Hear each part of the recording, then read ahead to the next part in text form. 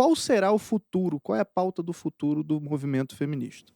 O que você nos diz, Aloysio? Qual a pauta Veja, futura? Guilherme já sinalizou alguma coisa aí, né? Diga, Freire. O futuro é esse projeto de destruição total da natureza humana, não é? Fala aí, Guilherme. Dessa síntese entre homem e máquina. Sim, homem, máquina, animal. Assim, desde o começo do movimento revolucionário do século XX, existe essa discussão do transhumanismo. O H.G. Wells, que foi uma das pessoas que fizeram os estatutos da ONU e foi um dos pais do movimento socialista fabiano, já tinha escrito a Ilha do Dr. Moreau, que é sobre experiências para misturar o DNA dos homens com os animais. Porque ele entendia que as pessoas iam ficar mais fracas. Com o progresso tecnológico, as pessoas ficam fisicamente mais fracas, elas perdem habilidades, porque elas começam a delegar as habilidades para a tecnologia e vão se enfraquecendo. Tanto que o primeiro livro do H.G. Wells, que é A Máquina do Tempo, sofre desse problema. As pessoas vão se degenerando e aí isso decai a sociedade e acaba. Então eles queriam preservar isso como experimentos variados para que eu consiga preservar biologicamente os homens. Então essa ideia de transformá-los biologicamente. E existe todo esse movimento dos animais, foi muito forte ao longo do tempo, e essa ideia de romper essa barreira dos animais com os homens. Isso está já na estética, a gente começa a ver em seriados e imagens a mistura do homem com os animais. O outro lado é a mistura dos homens com as máquinas, né? A gente brincou aqui fora do ar que o mundo está virando um episódio de Black Mirror, assim, que as pessoas já estão começando a viver. Porque existe crédito social, existe toda a parte de digitalização, existe a parte de conexão do cérebro com a parte digital, a imersão do óculos, que você vai começando a entrar no mundo digital, no qual você não consegue mais distinguir o que é a sua vivência diária da sua vivência digitalizada. Nesse contexto, a ideia, até o filme novo do Matrix, o Matrix 4, agora recente que saiu, inclusive as irmãs, né, agora se denominam como elas, e que se denominavam como eles quando fizeram o primeiro Matrix, passaram por essa mudança de sexo, e eles colocam no filme uma união entre o que é animal. Vocês podem reparar, o filme tem muito isso. Uma hora é robô, uma hora é máquina, outra hora é meio humano, outra hora são meio animais, e você não consegue ter clareza dessas categorias. Então se entende que por meio da tecnologia essas distinções vão finalmente ser abolidas, nós vamos poder ter essa consciência coletiva, essa visão no qual nossas identidades estão misturadas e fluidas, porque nós transitamos nisso. Obviamente a ideia de experiências que você se desconecta, né? Você está numa experiência totalmente virtual, como já tem experimentos. O metaverso, por exemplo, é uma experiência que você está desconectado, né, da sua experiência imediata. Da realidade.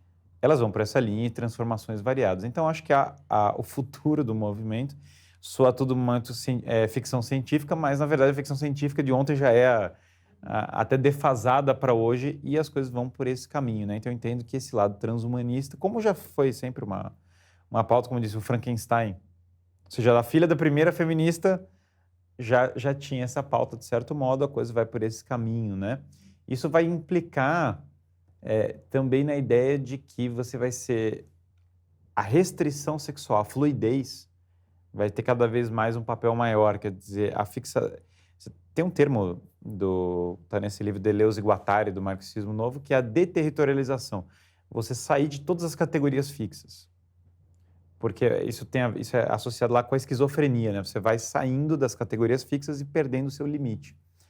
A deterritorialização total seria o limite, que lembra muito o gnosticismo antigo, o movimento religioso antigo, que é a desconexão total da alma do corpo. Então você vai viver uma espécie de mundo sem limite linguístico, que é muito importante, sem limite físico, sem limite corpóreo e sem limite de identidade. Então existe essa discussão anterior que é a sua identidade. Será que a sua identidade vai se dissolver num coletivo? Todo mundo tem uma consciência coletiva, uma vontade geral. Muito louco tudo isso. Sim, assustador em vários aspectos. Acho que a implantação de chips e outras coisas são bem assustadoras, mas acho que essas pautas vão cada vez mais ser levantadas, né? Todas nessa linha. Quer complementar, Gilberto? Porque tudo isso aí já está embutido... Aloysio. Aloysio. Tudo isso está embutido já na própria concepção do gênero, da suposta teoria. Então, veja, a premissa básica lá do gênero, que o gênero é o quê? É a autopercepção da minha sexualidade. Então, a Judith Butler vem dizer que não existe... inclusive é o seguinte, ela diz, não faz nem sentido falar em identidade de gênero, porque o gênero é algo fluido. Então, o pessoal fica fica falando de Judith Butler e defendendo a ideologia de gênero, mas a base, a identidade de gênero, diz, não, esqueça, não tem identidade de gênero. O gênero é aquilo fluido que muda constantemente. A premissa é o que o que se chama na filosofia é a crítica da metafísica da substância. As coisas não são. Não existe o ser das coisas, entendeu? O que existe é o sendo. Tudo está em permanente transformação. Não existe a realidade, mas ainda é a linguagem que cria a realidade. Pô, mas peraí, só quem cria por meio da palavra é Deus. Opa, que história é essa que é a linguagem que cria a realidade? Então, quando faz a crítica da metafísica da substância, que é exatamente isso, as coisas não existem, as coisas não são. E como não são, não existe identidade. Tudo é fluido. Eu achei muito interessante isso que ele falou com um episódio recente do nosso amigo Rasta sobre feitiçaria. O que são as bruxas, que as feministas hoje dizem, né? A minha avó foi a bruxa, não conseguiu queimar. E a avó dela é lá do Círculo de Oração da Assembleia de Deus do bairro, né? Mas o que as feministas... Por que elas têm esse apego? Inclusive, eu me lembro de uma manifestação onde as professoras falavam: sou bruxa, sou puta, sou santa.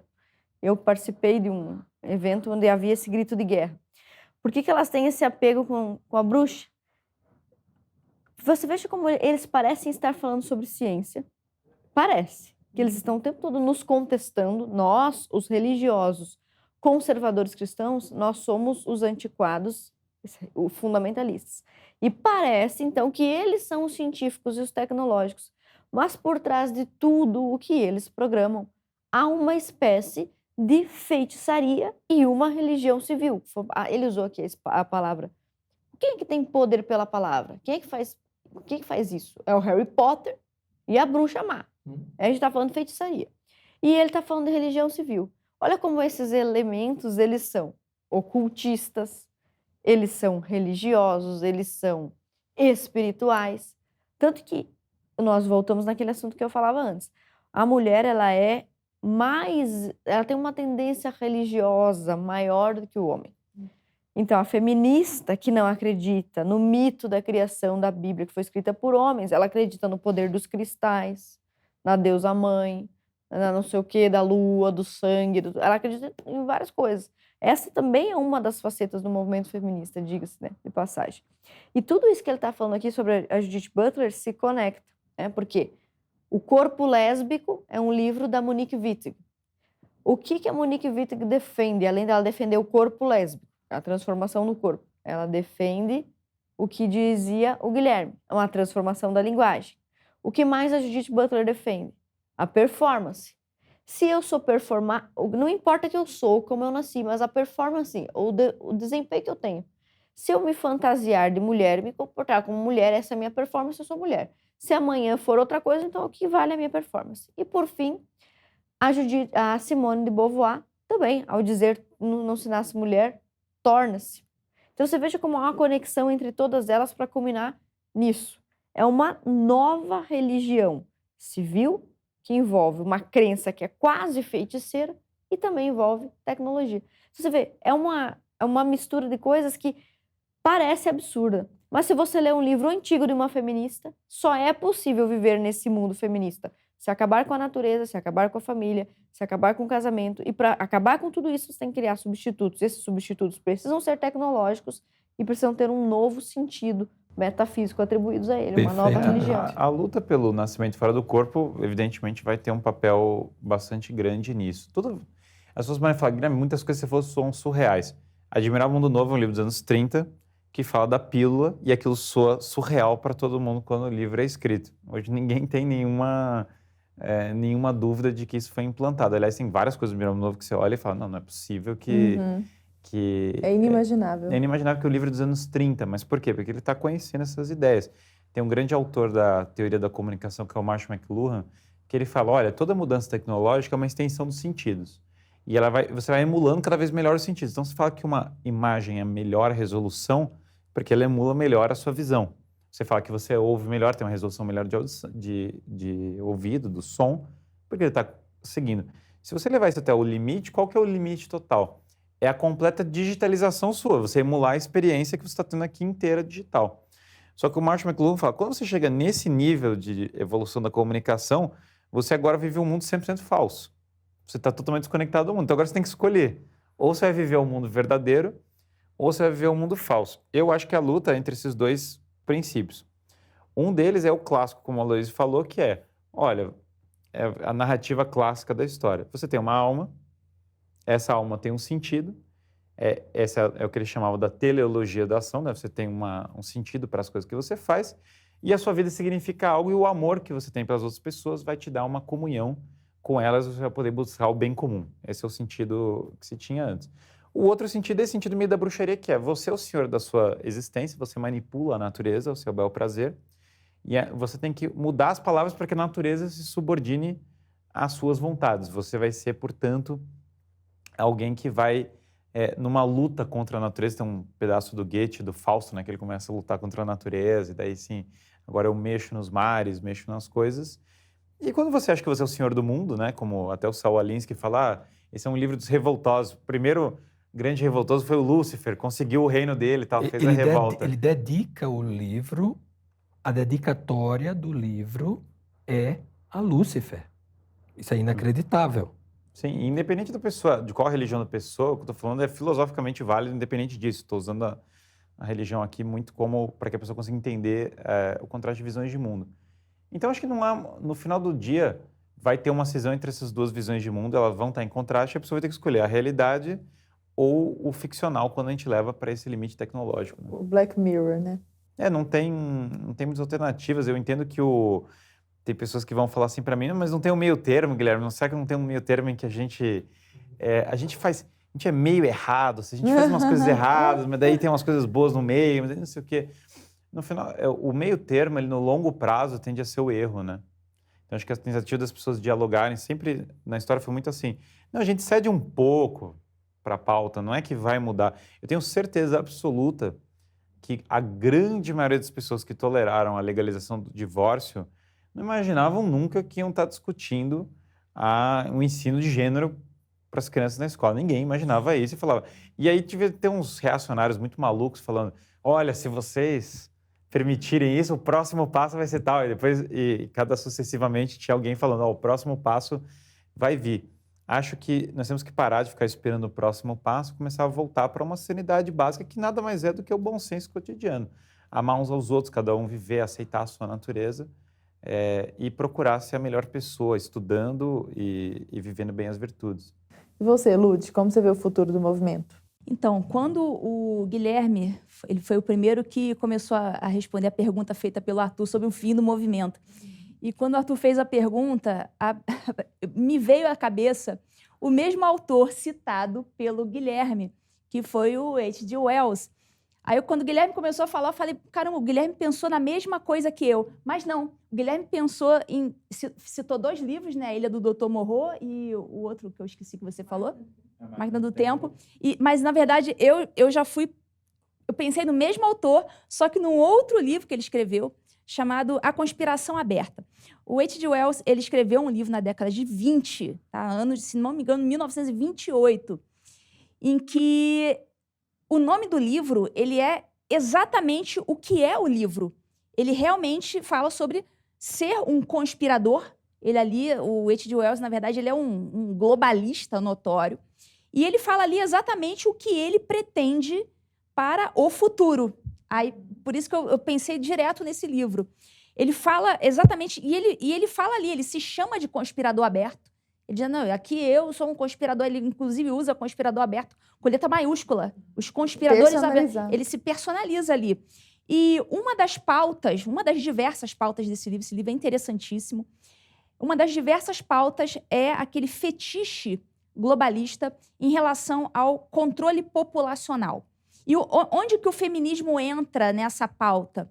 Né, a finalidade, uma das finalidades últimas, como o feminismo é utilizado para esta pauta globalista da redução populacional, que inclusive a gente vê aí outros figurões que estão surgindo aí que a gente desconfia seriamente que querem realmente essa redução populacional. Só que é redução para os outros, Dos né? A outros. família dele ele quer preservar. Ele quer que os outros sejam extintos, né? Não ele.